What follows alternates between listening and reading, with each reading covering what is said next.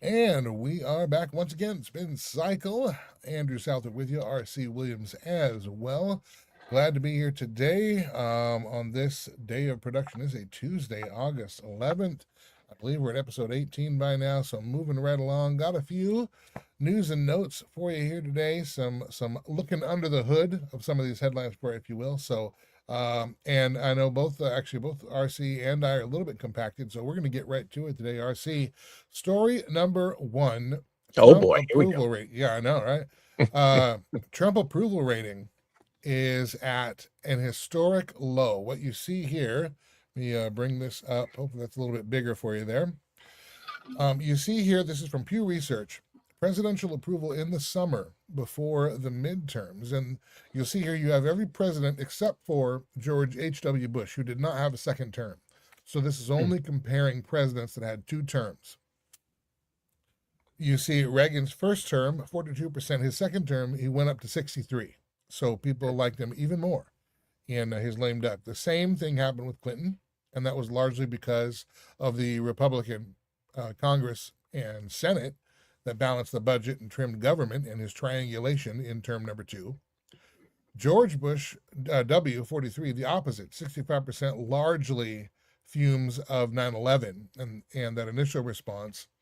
Then, of course, you had TARP, and all of a sudden, you had this constant drumbeat of the media calling him Satan and Hitler, and no surprise, he's at 36%. Now, that was, even up till now, the lowest presidential approval rating in modern record before a midterm. Then after that, that gave way to Obama, and the years that you see next to him are the midterm years. So their Right. election year would have been 2 years ahead before. So Obama would have been elected 08, 2010 is his midterm year. 47 and 44 stayed basically the same. Trump, then you had a 40% in 18.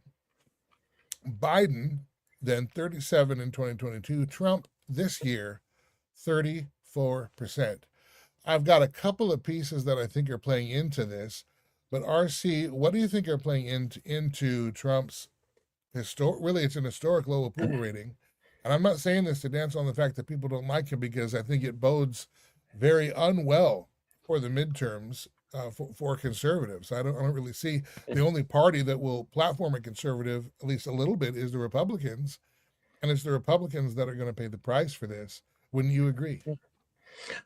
Yes. So I think there's two sides to it, though. Andrew, one, you take all polls with a grain of salt, right? You have to, because then you look into how it was positioned, everything like that. Now, Pew has done this over the years, obviously. But I think the other thing, too, here is all of this has been such a hard sell for the administration. Like, let's think about what's happened since Inauguration Day in 2025. Most of the stuff has been a hard sell because it's run counter to what the promises were. And when you get into a cycle where you're in a conflict that technically, I guess, isn't a war, but you're in it and you've gotten into it, and now it doesn't seem like you have an off ramp. You're dealing with inflation and prices that are a bit out of whack, and it seems like everything going on just adds to that effect. Um, you have to think that where there's smoke, there's fire with that understanding. I think honestly, Andrew, if you were to sit down with the leaders at Pew and say, listen, when you did the polling, take us inside of the emotions of the people who responded. How did they feel about what they were sharing with you? And I'm sure what you'd hear is there's a real sense of frustration, even from the people who want to be supportive. They just can't, because they're not seeing a correlation between the things promised and the actions needed and the actual deliverables. And not saying that everything has gone down the drain, but Mm-hmm. when you the overarching narrative, this is something I shared before with regard to Iran. Like, if you're going to have to sell this in the court of public opinion, just as much as you're going to have to sell it on its face, right? Because you've got to win that battle too. And if you don't, it's going to cause you more trouble than it's worth. You know, speaking of Iran, some other little chirpings have begun to emerge. We've heard word both from the transhumanist tech bro globalists, and now the Senate through, or the House and Senate through the NDAA has put in an automatic registration now, where it used to be for a military draft. So this is not a draft, but it used to be that you'd go get your license when you're 16 if you're a male, and Mhm. you would have a voluntary registration. technically voluntary, right? They still attach some penalties if you didn't. But anyway, now that's going to be automatic. You're not going to fill out a form. Our young men, particularly, are going to just be automatically. So you're hearing this draft stuff. Then you're also hearing from the globalists that, well, every young male 18 to 26 should be drafted and should serve. At the same time, we have the combining of our military tech training and knowledge with Israel. Well, Israel has a mandatory draft, at least as far as from what I've been told. I believe they have a mandatory draft. Yes.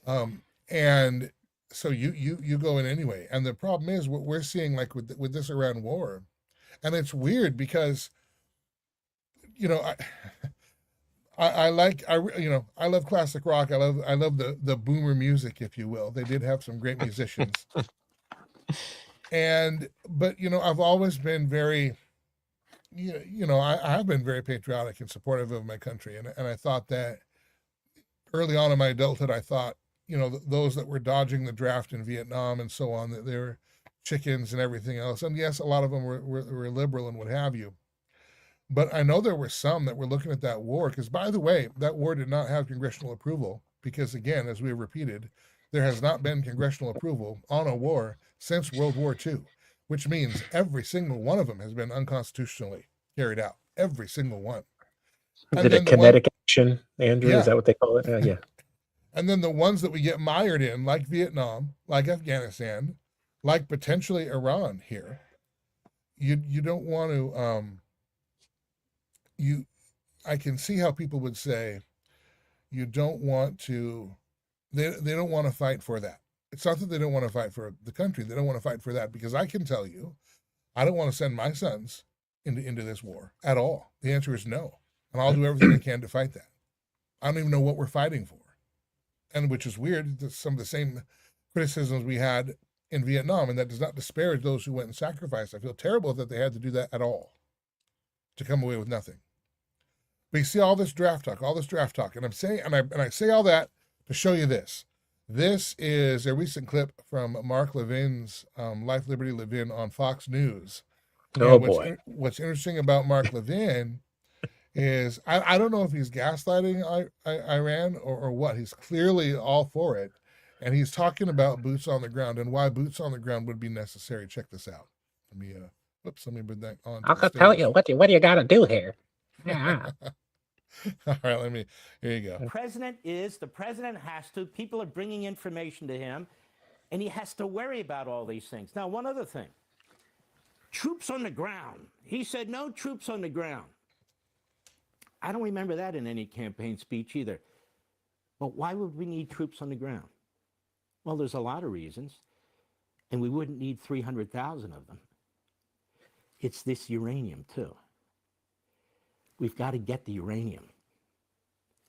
If it cannot be destroyed, if it cannot be altered, we got to get it. For the reason I just said. You can make dirty bombs, and over time you can still make sophisticated missiles. So you need to get to the uranium. That's why I'm reading in the paper, we're talking about the 82nd Airborne, we're talking about these various special forces and the various military services and so forth. He's not talking about sending regular army and infantry in by the hundreds of thousands. The men he's talking about, the units he's talking about, they are specialized. And you know what else? I remember from my days in the Reagan administration. Many of them are trained for a moment like this, to try and secure enriched uranium. Many have been trained for moments like this. All right, so we hear draft murmurings, we hear boots on the ground, now boots on the ground, and now it's not necessarily to stop Iran from having a nuclear weapon, but from having missiles of any kind, so we need the uranium. Is there a shifting goalpost in the stage of the war of Iran? Do you think that, I don't even know where to begin, because again, I don't know what our objective is there. I don't think anybody does. But we don't know what constitutes a win, so we're not sure where strategically everything goes, and the goalpost keeps changing as to what our objective there is. And it seems to be increasing in terms of America's involvement, America's support financially, and now we're talking about boots on the ground for uh, specific missions, which of course always are very contained and very short, and it would never be an infantry. I'm sure it would never escalate past what Mark Levin is talking about. I would hope not if that were the case, but I don't know. What do you think? Are we in more of a pickle here than perhaps we even realize? So I think this is like a multi-layer screw up, right? And I don't know if Mark Levin is late in the information he's getting, Andrew, but we were talking about this back at the end of March. I specifically said this on War Room. I said, because that was the time that they said they were going to deploy the 82nd. Now, having lived in Clarksville, Tennessee for a number of years, I'm very familiar with the 101st and how they deploy. And yes, they are highly specialized for things like this. So that was already done, and those specialists were moved into place, which makes me wonder, since now Levin's bringing it up, if they're already active in the country working to extract the enriched uranium, because that would make sense to send them in as a specialty. In that case, this could all be a big diversion so that they can get the job done and get out. I don't know that I can lend that much credit to it just because of how badly all of this has been handled. But let's look at the multi-tier screw up, right? One, Levin's late on his information. Fair enough. Two, the CIA destabilization specialty did not work well in Tehran, right? It was terrible, right? And here's how bad it was. They couldn't destabilize to the point where, one, they could get regular citizens to arm themselves up, even though they were trying to make that happen. Okay. And then two, every leader that they tried to kill, another one just popped up. Right. So it's like, did you guys not have a contingency for this when you have the greatest movement in the world and the greatest capability in the world to decapitate? So you've got all these different layers, and it's like, okay, look, we're going to position the 82nd Airborne. And I said at the time, I said, when you deploy the 82nd or the 101st, you're staying. Okay, you're planning to sustain for something. So you're going to be there a while if those guys are coming in. And if it doesn't work out for some reason, then you have the next wave that's supposed to follow. But if that's the case, Andrew, my prayer would be that if that's the case, we're very close to getting that stuff out of the country and then this thing is done, if that was the ultimate goal. But back to what you were saying is, what is the goal? How do we know? Are we playing 670,424 D chess? Is this a weapon of mass distraction? Are we running the Chewbacca defense? Like, I'm not sure which one it is, which is probably why the approval rating is as low as it is. But that said, I think that when you understand someone like Mark Levin, he has a burning desire to go in and destroy. That's in his DNA, right? And he hasn't been quiet about that. He really wants that to happen. He's just trying to make it palatable for people to understand how it can happen, so that if they have to put more boots on the ground, everybody will be down with it because he said so. So do you think then his take is more really coming from his perspective? And I'm not making a judgment. He'll believe what he wants to believe. That's fine. I agree with him on a lot of things when it comes to America. But do you think it's more coming from his perspective, or do you think that this is another little drip in the slow conditioning of America to accept something that we don't want to accept? Great question. I think that Levin is doing the job for his handlers, right? Hmm. And while he may believe that, if he does believe it to that degree, it makes it way more palatable, right? And just the type of personality that he is, I can totally see that, right? So they're like, hey, we need you to go sell this thing, and with the passion, because you actually believe a lot of this, it's going to come across as genuine. But make no mistake, Andrew, and it doesn't matter which of the outlets we choose to talk about. So many of these outlets and these quote unquote talents or influencers are so heavily subsidized that they don't have to worry about what they say, or if people don't like what they say, or even if they're wrong, because they're making life-changing money to do the dirty work, and they're fine with it, right? Which is why they'll come out and do these things, and they'll be even more blatant, because at this point it doesn't really matter. They're insulated against whatever would happen. And a guy like Levin is towards the end of his career anyway, so who cares? Well, that's a great segue into this next piece. This is an open letter to RFK Jr., Secretary of HHS, and you talk about the handlers, really the handlers of this administration, whoever they are. There's probably a couple of names we might say, and we might be right. One of them, I think, used to hang out with Ron DeSantis in Florida, but nonetheless,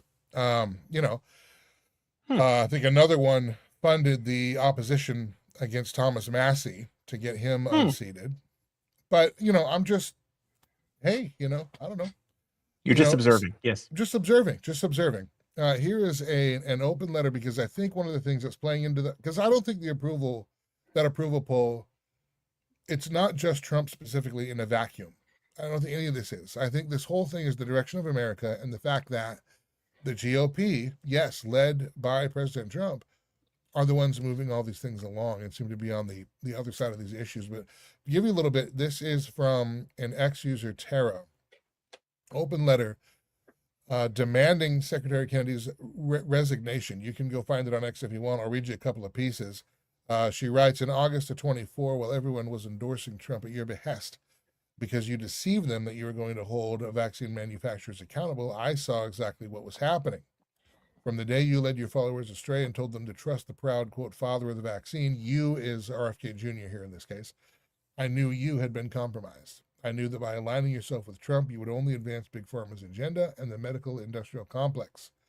Even though you swore to make America healthy again, Maha, I knew absolutely nothing would be done about the COVID vaccine or any other vaccine except minuscule pacification tactics, that you would never make manufacturers liable or challenge Big Pharma in any way.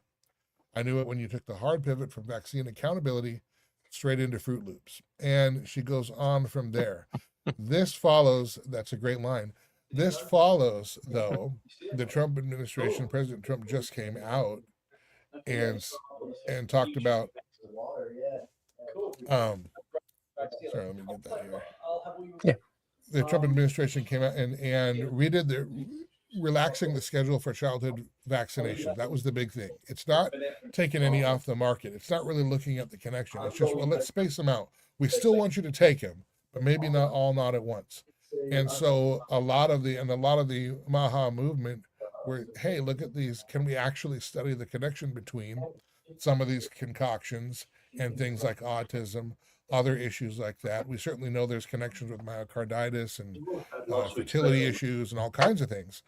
But people feel really betrayed by this, and a lot of, and even the FDA coming out and endorsing the flu shot, and pushing that through. So you have a lot of the opposite. And I do wonder, though, because RFK spent his whole life and made a lot of his bones, yes, on his family name, but also, I mean, he was the guy with Children's Health Defense and environmental and so on and so forth. It does strike me as odd that turn would be so 180 degrees. I was like, that's good. Valentine's Day. But why am I hearing something else? Is that on your end? Yeah, that's on my end. Okay. But I would wonder if the handlers here, and again, maybe some of the people who we might have referenced a little bit ago, are the ones that are saying you can't touch this third rail, whether it's the jab, whether it's, so go over here and worry about Fruit Loops. Go over here and worry about, trans-saturated monotriglyceride, whatever the heck. Meanwhile, we'll promote glyphosate and expand that, and we'll do all the things. I don't know how much of that is RFK flipping and how much of that is him getting there, because I really believe that he would have made a deal with whomever. Trump made the better deal, so he went with Trump. His supporters went with Trump, that coalition. But, I mean, honestly, if I'm going to put money down, I don't know that the Trump administration, maybe not Trump personally, but I don't know that the Trump administration had any intention ever of following through on anything RFK would have wanted to do, were he to have actual authority in his position. Wow. That's a lot to unpack. So I'll do the shortest version I can. Here we are again with the weapon of mass distraction, right? And we see this, you have a block of voters in RFK's case. I think we're going to see something similar here in the state of Florida with James Fishback, where they're negotiating for what they want. And they're leveraging that block to get it. This lady's basically pouring out her heart saying, you deceived us. It's interesting when you get there, there's the difference between getting there and getting in there, right? So RFK did what he thought he needed to do to get where he needed to get to. So then he gets in, and then it gets real. right? Because how long did we go through this cycle of who his assistant was going to be? And the litany of assistants that they were presenting for confirmation were all on the wrong side of this. And I think what happens is also there's the influence, right? Because think about who's financing. You're dealing with health, you're dealing with big food, you're dealing with big pharma, you're dealing with big med. They're going to put pressure on you. It doesn't matter how noble your thought process is. You'll get pressure applied, and then eventually, if you don't listen, they'll put the screws to you, and they're like, "Here's what you're going to do: go out and do a couple of weapons of mass destruction, so people think they're getting something, and then slide the rest of this stuff through on the way." And this is right down to Erica Schwartz, the new CDC nominee, who is on record as part of her hearing saying, "Yeah, they're everything's safe and effective." Using the line. I'll give you a quick last word. I know you're up against it. I want to get one more story in before you go. You're good. Go ahead. Okay. Well, let's move on to this story here. I know that I feel like we're moving so fast away from that, but anyway, I do want to bring this up, and because in all of this, so again, we started with the polls that Trump's has got record low approval rating. We walked through a few ways where people feel betrayed on Iran war, on Maha initiatives and agenda, certainly on the economy. We all feel that. And then also on data centers. Data centers is an across-the-board Republican and Democrat 80-20 issue. This is low-hanging fruit. The Republicans instead have embraced this. That gives the Democrats the open lane to fight against it. Now, they're fighting against it for other reasons, clearly. But here is the what I believe, I'm not going to officially call him the presumptive nominee, but the who we believe will be the Democrat nominee for governor in Florida, David Jolly. Listen to what he says here about data centers. And I think I've got one more with Byron Donalds if we have enough time. But listen to what he says about data centers, because this is another example of the Republicans not knowing how to message, or maybe in some ways not knowing how to campaign, getting on the wrong side, the exact wrong side of an 80-20 issue where they could keep their coalition together, giving it right to the Democrats. And now the Democrat, this clip, if you close your eyes and you don't know who it is, you would think this is somebody running for the GOP nomination. You know? All right, here, listen to this here. I'll put this up. Let me make that full screen for you. All right, here you go. Not getting any sound, Andrew. No sound? Oh, No sorry, sound. hold on. Let me start that again. We'll do that one more time, friends. This time with feeling. Here we go. Let me pull that back a little bit. Here we go. This will work. Byron Donald's real plan to bring down property taxes is to devalue your house by building a hyperscale data center next door to you. That's exactly what his tax plan is. But no, here's what I'll tell you. And Byron Donalds is doing something that Donald Trump is doing, and every other conflicted politician is doing who's on all sides of this issue now. So big tech wants to come in and bring in the hyperscale data centers. Politicians like Byron Donalds have said, yeah, come on in, build on our pristine lands, give me the money in my campaign account, and I'll let you do it. Voters said, whoa, whoa, whoa, we don't want hyperscale data centers. And so now the position of the White House and Byron Donalds has pivoted to the following: ratepayer protection. Ratepayer protection is what they're saying to make it look like they're pushing back. Now, understand what that means. That means that big tech and utilities have to pay their own way. They're allowed to plunder as long as they pay for the plundering. Well, voters are saying, we don't want you to plunder. And by the way, paying your own way should have been the baseline. That's not a big reform. That's just because they got caught subsidizing the development of these hyperscale data centers. Now their position is, we're going to make them pay their own way, and they're taking a victory lap as though it's some important consumer protection. No, it's not. Look who's cheering on the Trump-Donalds plan for hyperscale data centers. Who is cheering it on? Big tech and big utilities. Who's against it? Voters. And yeah, the Republicans could be making this argument and destroying Democrats far and wide across this fruited plain, yet it's the Democrats doing it. And if you're not paying attention, now look, David Jolly has no chance to get my vote, zero. I am not one of the ones, even though I am, yes, dissatisfied with the direction of the Republican Party right now. I'm not going to vote Democrat despite them. I'm not going to vote Democrat as some tool of strategy, because I think that is dumb. I'm going to vote for who I think will do the best job. It may or may not be. Well, it probably isn't Byron Donalds, but anyway, I want to find a Byron Donalds clip that I have. So RC, I want you to respond to this, because this is just a huge missed opportunity by the GOP. I believe I'm living in bizarro world. As our good friend Gordon Gekko would say, I'm up to my backside in more nuts than a fruitcake. And yet here we are, right? Where what this guy is saying, because he ain't getting my vote either, right? But think about what he's saying here. He is making the populist argument. He's making the people's argument. And it's funny because David Jolly's a Republican, really. I mean, by all accounts, the only way he can get on the thing is to be a Democrat. So he takes on some of those positions, and there he is, right? But he's actually speaking practically and speaking directly to the pain. And he allowed the other side of this to get boxed into a corner, which in and of itself is a silly mess, right? But I want you to think about something. I want people to think about those in the middle of the road who are still trying to figure out what they're going to do, with them listening to something like this without context and saying, that sounds pretty good. You know what? I like that position. And they make their decision based on that. That's scary. And listen to this. This is Byron Donalds. This came through James Fishback's X, but it's been reposted several times. Now here's Byron Donalds' play on bans for data centers. We got a lot of campaigns running around promising moratoriums and bans, when I know, Jay knows, Griff knows, Shane knows, there ain't no bans coming. Ain't no bans coming. That's our, so can't beat them, join them, just deal with it. I mean, that's the GOP argument. That, along with, hey, if you're not fine with paying higher prices for gas, you're anti-American, and learn how to make burritos for a family of 8 on $20. This is the Republican message going into the midterms. I wonder why the approval rating is so low. I mean, that one kind of speaks for itself. And that level of arrogance in under the guise of trying to be practical is just silly, right? But that's someone who already knows they got it in the bag, right? And has enough money that they can just outspend anything that would keep them from getting over the finish line. What should scare people is what happens the day after Inauguration Day next year.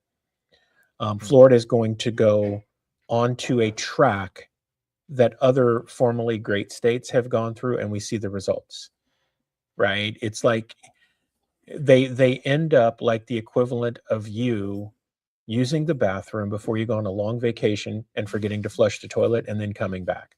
That's what it's going to end up looking like, just being as honest as I can, right? And that is summed up in a 10-second clip.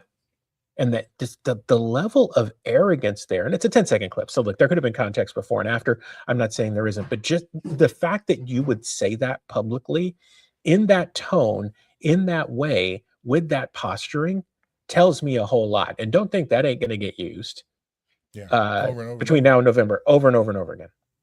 Yeah, I mean, and you put that together with the David Jolly clip that we had, and David Jolly has his campaign marked down. People are going to want somebody that sounds sane, that's not going along with the stuff that we've been asking our representatives to put a stop to in the first place. All right, we're up and out of time because I know you got to run, RC. So we're gonna break it here, but we'll be back tomorrow on the Spin Cycle. RC, real quick, let them know where they can find us. Yeah, so guys, thanks for joining us. Culture Crossroads 316 on YouTube for all things Spin Cycle, also Culture Crossroads and Andrew's great commentary. We continue to encourage him, so you need to do the same. His monologues and his one drops are amazing. Continue to encourage Andrew to do those on a regular basis. All things Watchman Action start at watchmanaction.org. We are Watchman Action on all socials, and you can catch the Spin Cycle weeknights at 9:30 Eastern on the Watchman Action Network. That's on Bet Cable Channel 40 in North Dakota, and always streaming live 24/7 at watchmanaction.org, also on YouTube and Rumble. All right, and as always, thank you for watching. For RC Williams, I'm Andrew Southwick. Wherever you're watching, please like, share, subscribe. Help us grow this channel, this program, and all the programs that we're doing. Thanks again for being with us. We'll see you again tomorrow.